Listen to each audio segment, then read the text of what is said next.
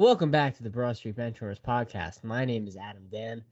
Both Michael Kormelos and Nathan Leviditis. We're here with me yet again. This has become a recurring theme. We love to see it here on the channel. It's a great day. We are coming to you 2 days in the wake of what was perhaps one of the greatest nights of my life. Ethan, do you agree with that statement? Yeah, sure. I mean, it wasn't as euphoric, I would say, as 2017, 2018, but it was a lot more relaxed. Yeah. So. I mean, I agree. The first one's always more special. Yeah. But the Philadelphia Eagles win Super Bowl 59, 40-22.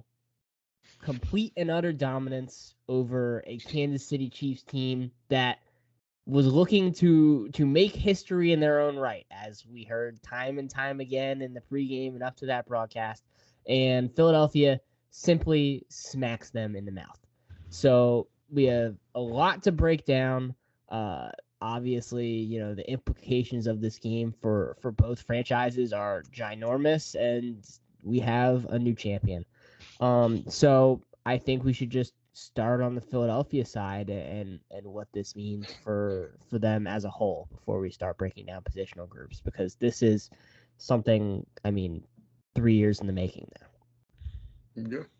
I mean, no notes pretty much. I mean,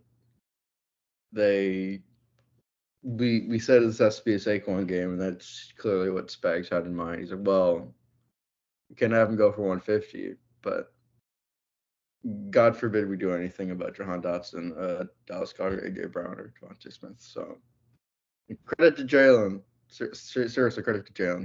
He balled out. That one throw to Brian Cook in the first half was like, okay, there are two things. It was the pick and then the underthrow on the fourth down to AJ that made him mad. Then beat his game. He got the ball back and he got a touchdown. But yeah, offensively, and also the free rusher on Jalen that caused the pick was bad. But yeah, this is grasping for straws. It was 34-0 at a point. The 22 points came exclusively in garbage time. Like Xavier Worthy, oh my God, if you didn't watch the game, like, oh my God, he had like 160 yards and 2 touchdowns. Like he was amazing. And like one of those was on Tristan McCollum, the other one was on CJ Gardner-Johnson. Like I wouldn't be freaking out. But yeah, we can get to the defense, but they dominated in every level. So. And Jake Elliott made all his kicks. Yeah, he was perfect. Including the hatred of Rick Lovato that caused like 2 or 3 penalties. So yeah, I'll touch on it a bit. Like offensively, it was just an amazing performance. I mean, if you had told me going into the game that Saquon Barkley would average 2.3 yards a carry, and they still won the game, I'd probably check you into a mental hospital. But they did. They completely. I mean, there was 0 run game at all. I mean, a couple Hurts scrambles and design runs is really all they could get going. Absolute credit to Jalen Hurts. He played a damn near flawless game. I mean, he had some beautiful throws to A.J. Brown, that beautiful dagger to Devontae Smith. It was just really nice to see. And I said, I mean, guys like Dotson and Dallas Goedert have to get involved, and Jahan Dotson was robbed of a touchdown. Well, he was objectively short, but I know he was still robbed. I was like texting Adam, like, I told you on the podcast, I told you. Touchdown. I mean, they tried getting Johnny Wilson involved even at one point. That was just like laughing. I was like, Johnny Wilson, the big 2025. But I mean, yeah, credit to everybody on that offensive staff, all the coaches. Kellen Moore called a beautiful game. I mean, he really went out with a bang. He's just gonna stay there, I guess. But he didn't really have to leave. He didn't have to go on the plane back. I guess he wants to go to the parade. He can. Well, he better be there on Friday. But yeah, it was beautiful. Beautiful Kenny Pickett performance still. Oh yeah, that duck on fourth down was beautiful. Yeah, man. Defense too. Well, I want to touch a little bit offense. I mean, like you guys have already pretty much said, the dominance of this skill position group. I said it going in, even though I picked Kansas City. It was a lot of it came down to how they were able to handle this Steve Spagnuolo set. And I mean, to be fair, Steve Spagnuolo adjusted over the course of this football game, and he had to. This pass rush simply was not able to really contain Jalen with any kind of pass rush integrity in any way, especially early in the game. He was able to kind of evade out into clean pockets on the right or the left side, even though they were able to push him from the pocket. And he had so much success with it. I mean, you think about the Dotson throw. I mean, that is a play where Jalen is, they send at least a safety, if not a linebacker, on that play, and he's able to make that throw. Yeah, he's able to make that throw in the fringes, and just get it done. So his ability to handle everything thrown at him, and then the second half, they're saying more, hey, we're not going to let you get that kind of scrambling to the outside, that left-right. We're going to stay where we are and just, play more zone behind it.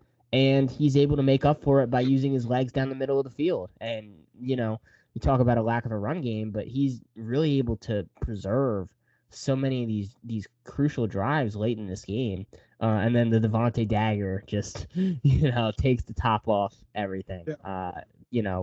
Kellen Moore keeping his bag of tricks for the final second and just blowing the top off this game. So you have to give a lot of credit to him. You can't do this without this offensive line. You really can't.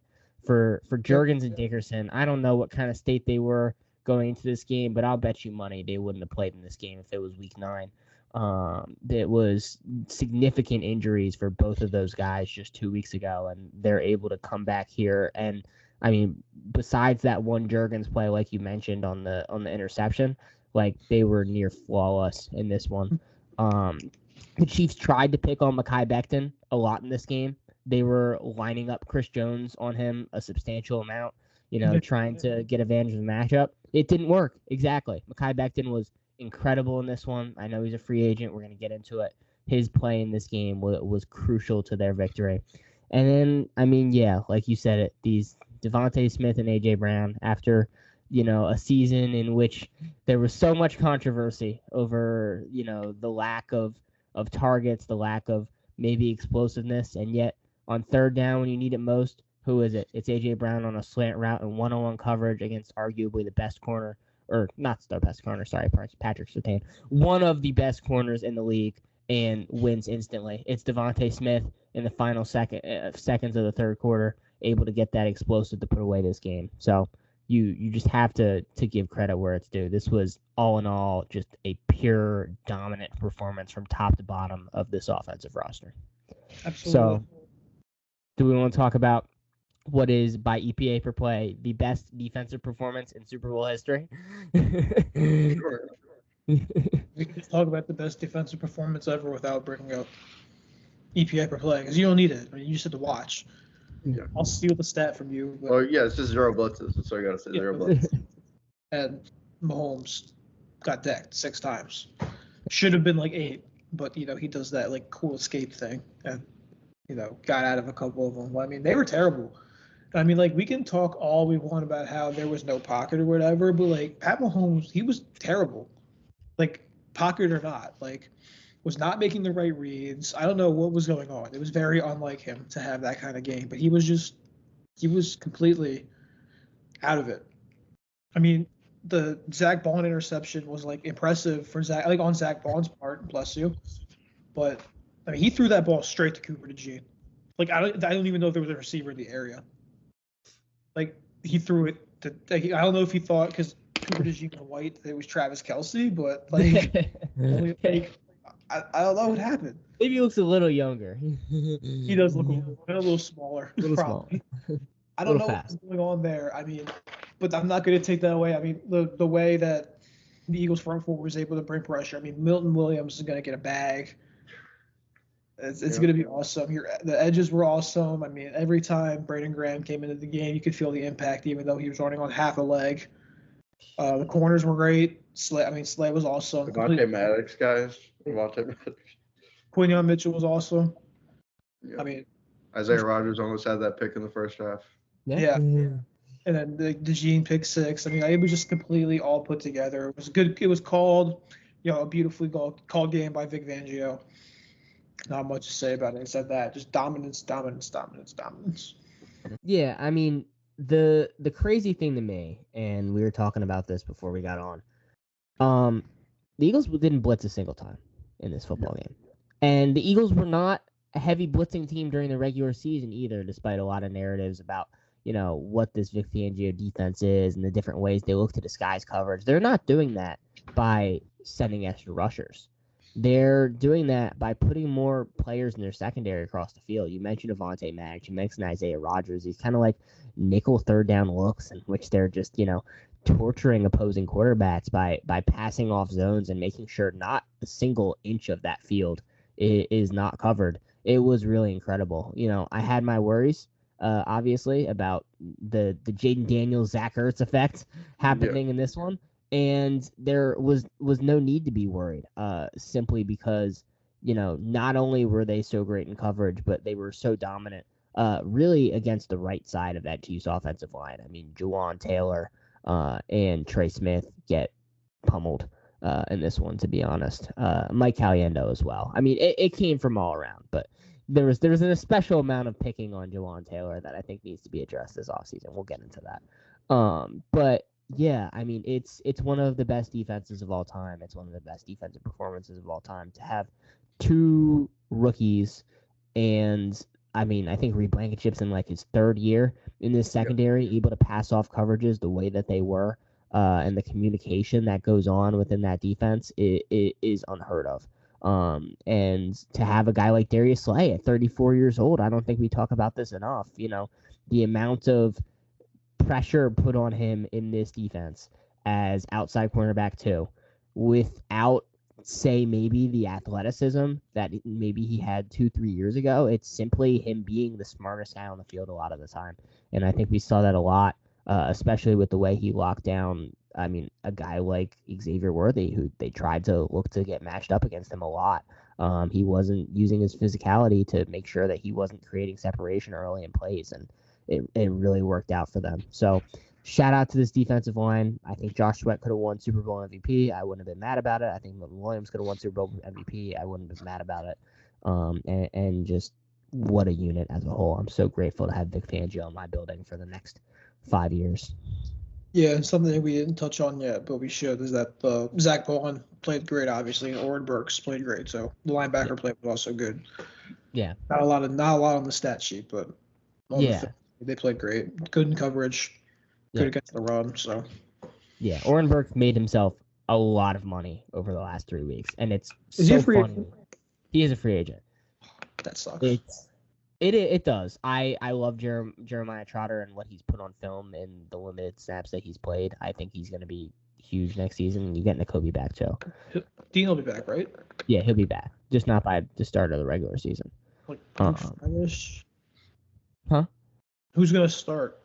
Probably Trot to start. I guess it's gonna come back. So. Yeah.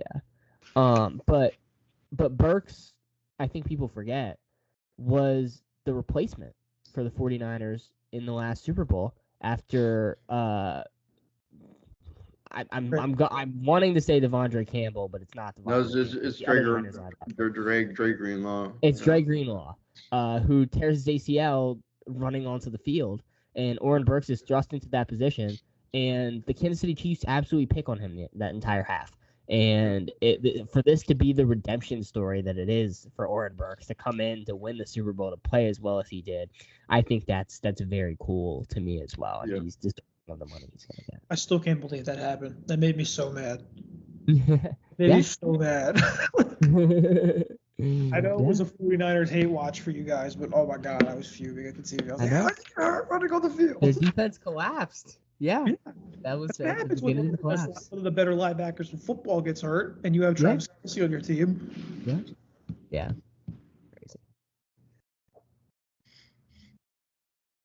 That was Yeah, this was a good game. I mean, this is huge for the future of the Eagle. I mean, like, and you guys lose, like, you're gonna lose a decent amount, but like at the same time, I don't think it's anything where I'd be worried for you guys. I mean, you guys are gonna. I mean, I'd say on offense, your only big loss is gonna be Mekhi Becton. I'd say all If other that's 10 all. starters are coming back, right? Yeah, Yeah. that's pretty. As a He's retire. still a free agent. Yeah. Yeah, I don't Kenneth think. Gainwell, if you want to do that.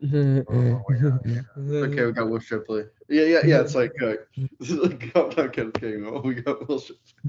Like but he's better than Ben Simmons ever could imagine. Yeah. But yeah, Tyler Steele was good.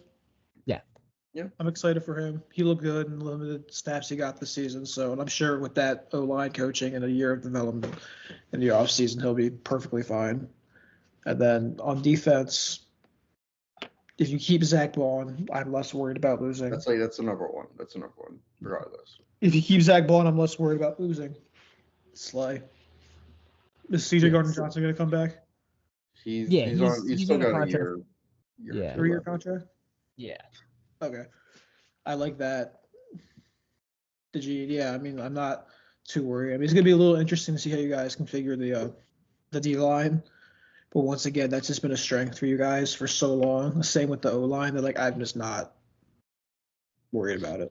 Like the player development and how well Howie Roseman drafts and finds diamonds in the rough in free agency. Like I'm not worried. Yeah, I mean, looking at it now, this is $25 million in cap space. And I think the main thing when we talk about roster construction with this Eagles team, I think there's two kinds of teams in this league that do a similar thing of the Eagles. There's a good teams that are very good at it, and that is pretty much just the Eagles in what they do, which is pushing all these contracts and this dead money down for years and years and years and years on end, and just being able to stretch their window and their salary cap mobility. And then there's like the Saints and the Dolphins and these kind of teams that are just like struggling to be able to keep up a roster in doing so. So I think given that, I think there is a lot of restructure room this offseason as well. I know a lot of these contracts are kind of incentive laden, like this Lane Johnson contract. I know they've been pushing down the road for years and years and years now. I know that AJ and Devontae just signed their extensions, and those are, the cap hit's going to be pushed down the road for years and years, on and on. So I think at least two of these, if I were to theorize, at least two of these key contributors are going to be back. It sounds to me, with everything that Howie Roseman is saying in these pressers, everything Mekhi Becton is saying in these pressers, that there is actually a decent chance that Mekhi Becton is back, which makes me happy. I don't. Team friendly deal. You guys rebuilt him. Yeah, I mean, with how happy you saw videos of him after the Super Bowl. Like it's he's he seems reborn in this organization. I would not be shocked at all if he went 3 for 30. Yeah, exactly. So I wouldn't be shocked if he's back. But like you said, Zach Bond, all-pro linebacker, that's got to be the priority. And we know that this team can draft defensive line. They've shown you their ability to do it over the past couple years. And great. I'm sure there will be lots of NFL draft videos between now and April. But good edge rusher class. I will say that. So, there's room for growth there, and Josh Sweat, go get your bag in Arizona, buddy. Like it's okay. Be reacquainted with your buddy Jonathan Gannon. Yep. So yeah, are we ready to dive into the Chiefs side? I just want to say though, every single podcast I've listened to this week has gone directly into what went wrong for the Kansas City Chiefs, and not into giving credit to what was one of the most dominant performances in Super Bowl history. So I am so happy that we started by not doing that, because I am fucking sick of it. So with that, Kansas City Chiefs perspective. I'm a little concerned if I'm the Chiefs. I mean, I have not a lot of money and a lot of problems that need to be fixed. I need Trey Smith back. I think two people in this podcast are a bit higher on Trey Smith than the other one. Because Adam's not like Trey Smith, but I think me and Nathan are in agreement that he's very good, right, Nathan? I think he's very good. I just cannot fathom how terrible the line would be without a Trey Smith next year. Yeah, so there's that. I need Justin Reed back. Texans legend, yeah, of course. If I'm Spags, I probably want Nick Bolton back. Again, like other than that one open field tackle in Saquon, he was kind of and being gifted a free pressure on Jalen. He was spotty for sure. I'm very good on that one with the And season. he is awful in coverage. Like he seems primed to be one of those. I agree with it. Seems like they like him. Yeah. It seems like they want him there. I'm talking from the perspective of Kansas City and their fans and their franchise, not me. I've hated Nick Bolton since he got drafted. I think he sucks. Wow, they like him. So they try to keep players they like. That's kind of what NFL players do. That's what teams do. I need a Hollywood Brown replacement. I need an O-line. Outside of Trey Smith, I need another tackle. I know they drafted Kingsley Sumiata round 1 last year, but in the limited sample size this year, he sucked. He was terrible. He was worse than Juwan Taylor. It somehow gets worse than Juwan Taylor. And by the way, they can't move Juwan Taylor. Yeah. It just cap hits them like hell. So they're stuck at left tackle or right tackle or wherever he plays. They're stuck at one of the tackle spots. So they have $11 million cap. I don't know if that gets you back. I definitely know it doesn't get you back both Justin Reed and Trey Smith. I put those as the asterisks. Those are the two you need back the most. You lose Nick Bolton you're fine sacrificing Nick Bolton for those. Now there's a situation going on and a hypothetical going on here that Adams touched on when he talks to me is that there's a thought that the Chiefs tell Travis Kelce to kick rocks. I don't think anybody in that organization has the balls to do that. I don't think they do. Yeah. It reminds me a lot of when I guess it was 2 weeks ago now. They're like Adam was talking about they should trade LeBron. Yeah. He is other than I guess Mahomes, he is like your second best player in your franchise's history. Like it's just like he and also. I mean, I know Brady went out with a whimper, but I feel like the way that Kelce has sort of positioned himself in the NFL ecosystem is that he's not gonna go out by getting shellacked by and not even just shellacked. It's like completely locked down, like production wise. Yeah, and I mean also still not the dominant compared. The guy that people compared to Gronk 2 years ago, but still top 5 tight end in football. And all of this is fine, right? But where my argument is not just moving on from Travis Kelce from a cap perspective. Because, I mean, as you're speaking it into existence right now, that is the direction I would go. But I think even if what you're saying is true, and that there's a point to that too, and I understand, wanting to keep around a franchise legend like that.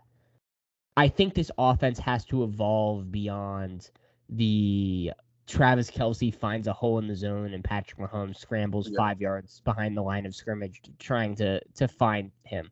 Because the reality is at this point in his career, that's simply not something that, to me, Kelce has the ability to be elite at anymore.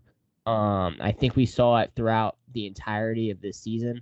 The explosiveness is not there. The football IQ is still probably there, but most of these plays where he's creating any kind of, what we would argue to be an explosive, is when he's being schemed open. He is not purely a great separator anymore. He's about an average separator and a really good blocker. And he's got great hands, and he always will, and he's very reliable in that way. But I don't think this offense can be built around a guy who's merely an above-average NFL tight end. And that's the reality of their state. And I understand. I'm going to do the same thing I did yesterday. Let's say they cut Travis Kelce. Yeah, and he retired. Yeah, but look, I'm not.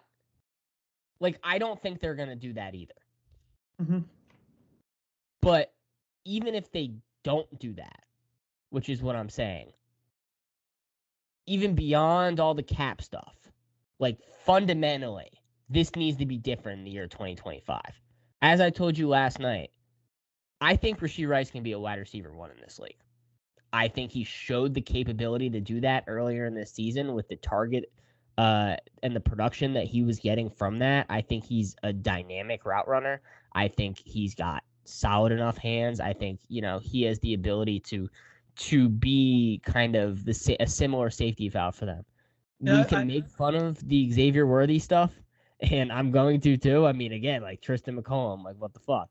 But I think this game does showcase how you can scheme for him as kind of that big speed separator. Like, you get him out into space and you make big plays. That's what happens. So I think that's the core you got to move forward in building this offense around, not this Travis Kelce experiment. But but at the same time, I'm gonna counter the fact that teams game plan for Travis Kelce. And the team's game plan for the Mahomes, Kelce, maybe they don't as much, but they still do. That's still one of the biggest focuses, especially throughout the season when they had no receiver core and the running back room was trash. And, the more I think about it, the more I wonder how this team won 15 games. But yeah, exactly. Because it was not hard to stop, I don't believe, during the regular season. It was simply that they were able to slowly chunk. A lot of it was Mahomes' scrambling ability, and a lot of it was actually, at times, just them being able to will themselves with the short passing game into these, like, third and incredibly short situations. But whereas last year it was this offense being able to work because of Travis Kelce being a great safety valve and because of the run game, which was able to get those short chunks just a year ago. Why are there balloons coming up? That's so weird. You're fired up. But, I mean, we won the Super Bowl. Yeah, of course. That wasn't the case this year. And so I think that in itself requires a look in the mirror to me. I totally agree. I don't see the benefit in getting him.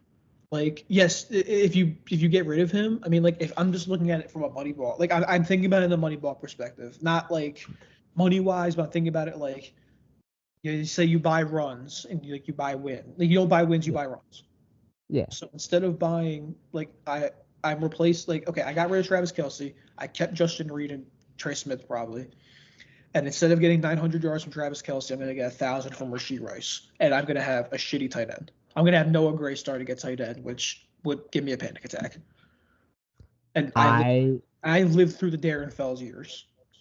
I would argue. Okay, what are they doing? Like, are they going to draft Tyler Warren? If they get rid of Travis Kelce, the NFL knows no matter what, somebody's got to take over the team and draft him before he gets to Kansas City. Well, he'll be gone. He'll be long gone. I would argue it gives you the space to maybe get a true wide receiver 2. I don't think it does. If you want to bring back Trey Smith and Justin Reed, it doesn't. I think it does if you're Brett Veach and you are able to maneuver that Reed deal and push that, because that's going to be a 3-year deal. It's great. He's not taking less than $9 million a year. Okay. I'm not asking him. I think year 1, because you have a Jawan Taylor out in year 2. So if it's $9 million year 1 and then the rest is a bonus, or if it's up out in front, that's coming out of Brett Veach's or the Hunt family's pocket. That's not coming out of the salary cap. So I'm good with that. You're going to get $9 million Justin Reed, and you're going to give 11, 12 probably to Trey Smith. Yeah. So then wide you're receiver at a- 2. who And you gonna get? I mean, is it gonna be Demarcus Robinson as your wide receiver 2? yeah, and I think in the aggregate, But that didn't work last time. Noah Gray and that's- Justin Watson right now can give you 80% of the production of Travis Kelce. That's insane. I truly believe I that. mean, mathematically, like, yeah, I guess he's I do. the math guy. Right? Yeah, it's just tricky because, as you talked about, the entire offense being, I guess, moved by what was centered around Kelce was predicated on his athleticism, which is completely shot. So this is like a true standstill. Where it's like you gotta. I mean, you're not gonna completely abandon this game, but you gotta do some. It's not like you obviously can't completely erase his role because that's just not. They didn't get here. I mean, obviously, he was way more athletic and way more productive in their 4 other Super Bowl appearances, but I feel like this is a time where you say Rashee Rice, Xavier Worthy. That's what we're going with, and if it doesn't work, that's tough because we're kind of crunched for money right now. Like this, this is what we said last year. Like last year we were like, well, going into the season, we're like, okay, this is probably a transition year.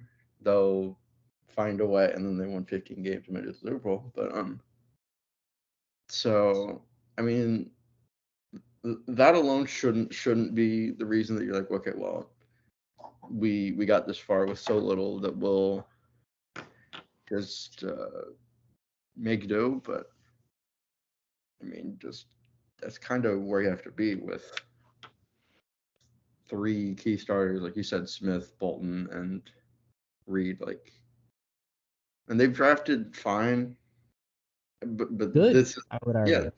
yeah, good even. Like, Yeah. It would feel pretty foolish to be like, okay, Mario Hampton, 31. Screw it. I mean, we are right. And I feel like, I feel like it is relevant to talk about how terrible the run game is because that is also minimized there. You give up Pacheco after this? I don't think so because he was so banged up. Yeah. Like, I think it has to be a situation in which you have to have a legitimate RB2. Yeah. Because this Kareem Hunt experience is not. Huh? I mean, it's a deep running back class, too. I think you have to go back round 2 or 3. Yeah, I agree. Round 3, I prefer round 3. Yeah.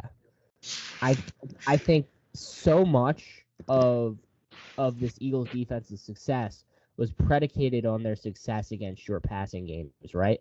And last year, this Chiefs offense was able to, instead of to supplement their screen game and that kind of that Andy Reid-esque West Coast offense, get the ball out quickly, they were able to run so much like under center, diverse downhill, like power duo, these kind of different concepts that make a West Coast offense like versatile.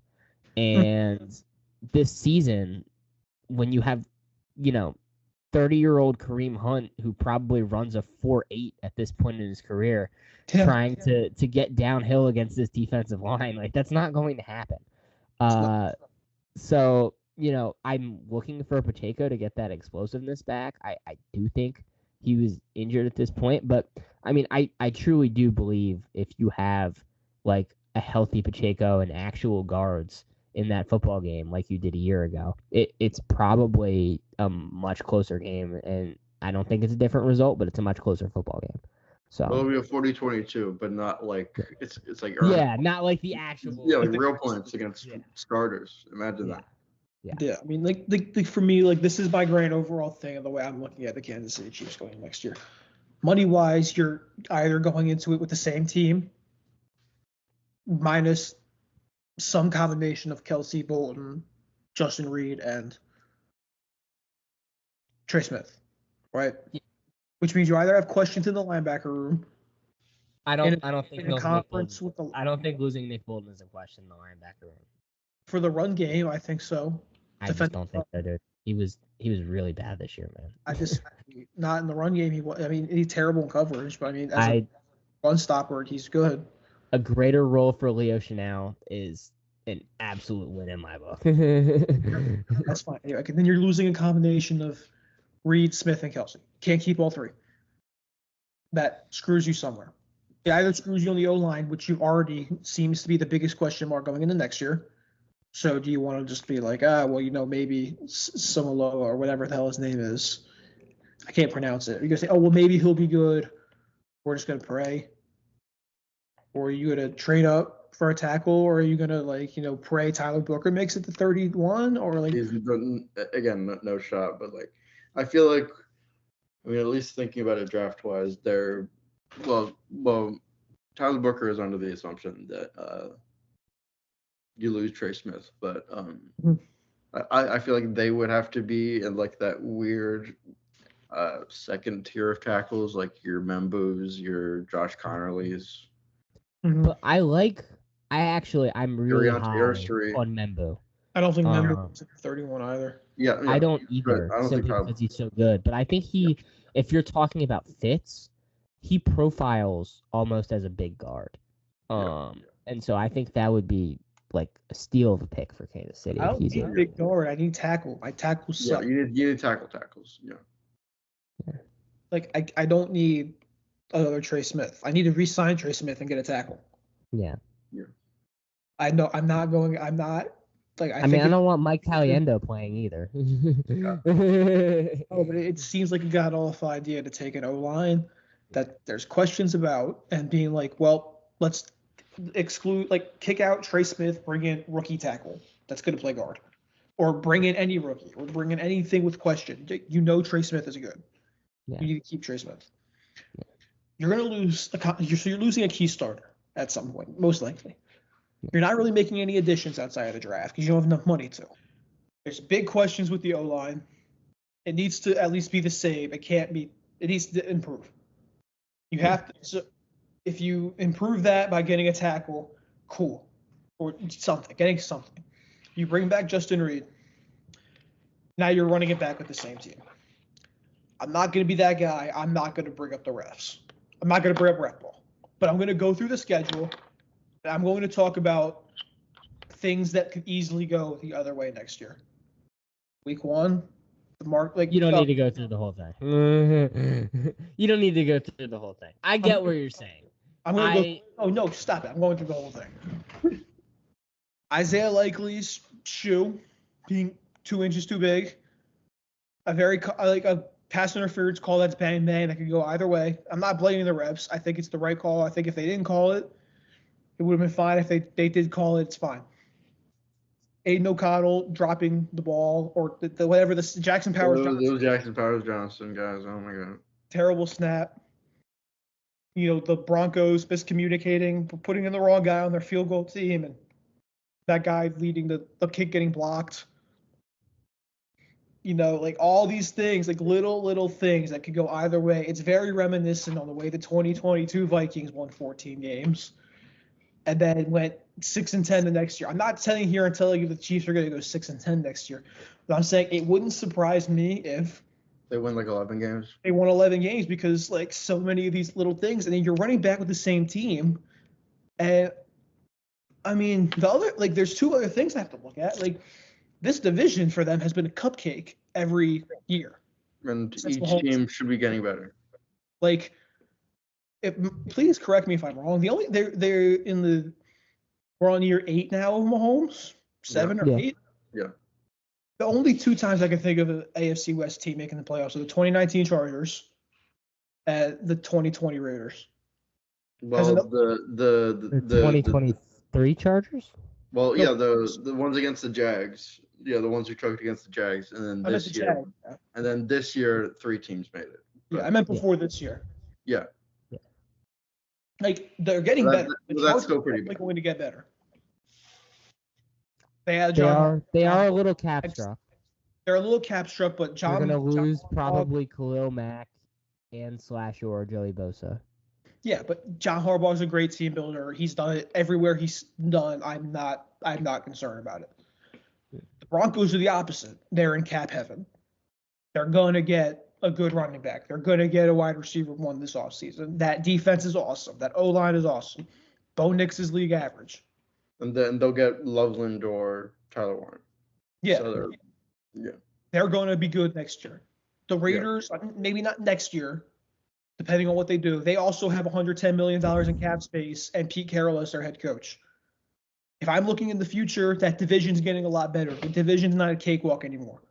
They now have, right now, 4 games they actually have to try in that they've never had to try in the past. They almost guaranteed went 4-0 and before, and then soon it'll be 6.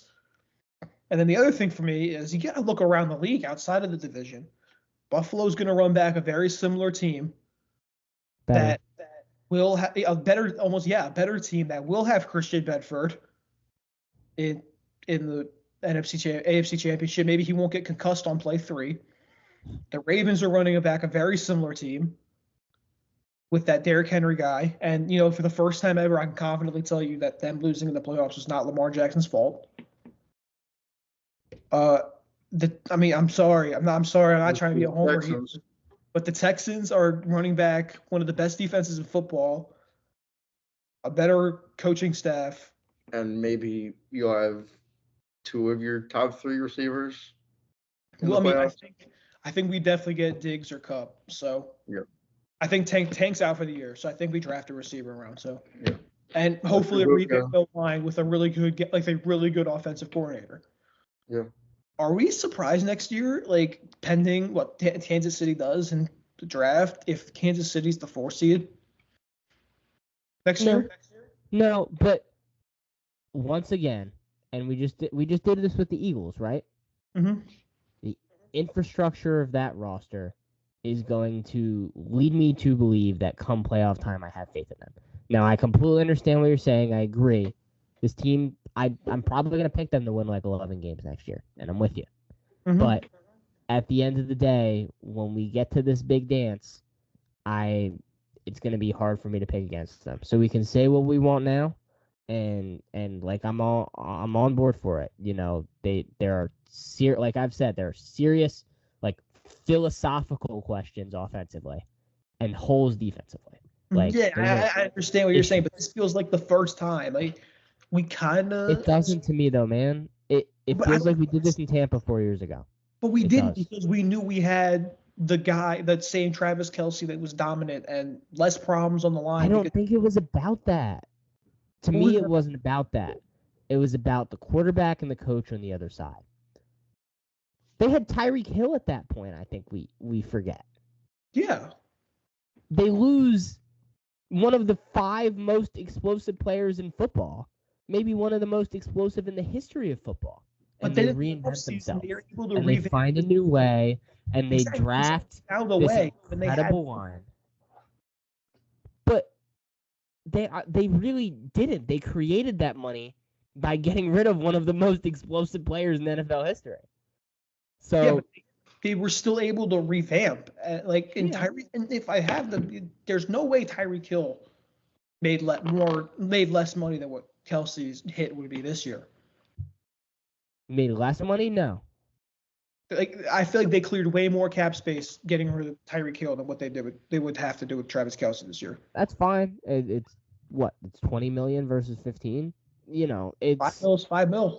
It's Zach Bond.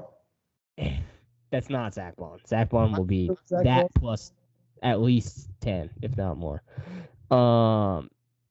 This time we're in serious cap hell, and they have a worse team that they lost with that they're pretty much going to run back next year. I don't think I think it's blasphemous to say that we had these same problems with the 2021 rendition of this team.